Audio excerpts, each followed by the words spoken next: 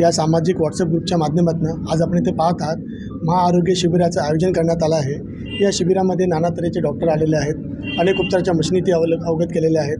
हनुमाननगरच्या जनतेला काही झालं तर ओपीडीसाठी कांदिवली वेस्टला जावं लागतं आंबेडकर हॉस्पिटलमध्ये, पण त्या सर्व सुविधा हनुमाननगर वासियांसाठी हनुमाननगरचा ध्यास विकास हाच आमचा ध्यास या ग्रुपच्या माध्यमातून हनुमाननगर येथील शंकर मंदिर या ठिकाणी या सगळ्या सुविधा उपलब्ध करून देण्यात आल्या आहेत। त्याचबरोबर या कॅम्पमध्ये डोळ्यांची तपासणी होत आहे, मशनीद्वारेही तपासणी होत आहे। ज्यांना कुणाला नंबर आढळेल त्यांना मोफत चष्मा वाटप देखील होत आहे।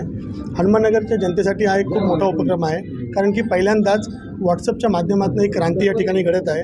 आपण आतापर्यंत पाहिलं असेल व्हॉट्सअपच्या ग्रुपचा अनेक युवक हे गैरवापर करतात किंवा एकमेकांवरती आरोप प्रत्यारोप करण्यासाठी करतात, पण व्हॉट्सअपच्या माध्यमातून विकास होऊ शकतो याचं एक सुंदर उदाहरण हनुमाननगरचा विकास हाच आमचा ध्यास या व्हॉट्सअप ग्रुपने या ठिकाणी दिलेला आहे।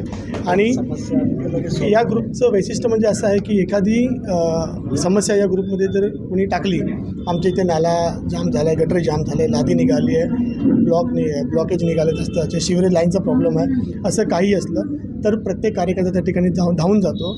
आणि आणखीन सगळ्यात महत्त्वाचं म्हणजे या ग्रुपमध्ये प्रत्येक पक्षाचे पदाधिकारी आहेत, प्रत्येक पक्षाचे नेतृत्व या ग्रुपला लाभलेलं आहे। तरी पण ज्या वेळेस ते या ग्रुपमध्ये काम करतात त्यावेळेस ते फक्त आणि फक्त हनुमाननगरचा नागरिक म्हणूनच काम करतात, हे सगळ्यात मोठं वैशिष्ट्य। कारण आता जर तुम्ही पाहत असाल तर माझ्या उजव्या हाताला शिंदे गटातून दीपालीताई माटे या ठिकाणी उपस्थित आहेत, माझ्या डाव्या हाताला उबाटामधनं राधादत्त वहिनी या ठिकाणी उपस्थित आहेत। मग सांगण्याचा अर्थ कसा की पक्ष जरी भिन्न भिन्न असले तरी सामाजिक वारसा हा सगळ्यांचा एक सारखा आहे।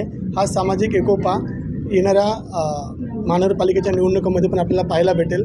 कारण कसं आहे, विजेते ते सर्वच आहेत जे या ठिकाणी उभे आहेत। कारण बोलतात ना की जो शर्यतीत भाग घेतो तो त्याआधीच विन झालेला असतो। त्याच्यामुळे मी या दोन्ही कॅन्डिडेटला सुद्धा मनपूर्वक अभिनंदन करतो आणि शुभेच्छा देतो। येणाऱ्या काळात हनुमाननगरमध्ये आता तर या कॅम्पनंतर इलेक्शन लगेच लागत आहेत, पण येणाऱ्या काळात तुमच्या माध्यमातून सुद्धा असे अनेक उपक्रम व्हावेत। आणि खूप अभिमानाने सांगतो की भरतदादा पाटील यांनी जो हा ग्रुप चालू केला त्या ग्रुपचा सार्थक झालं आणि फक्त सुरुवात आहे। आणखीन खूप काही असे सामाजिक उपक्रम या ग्रुपच्या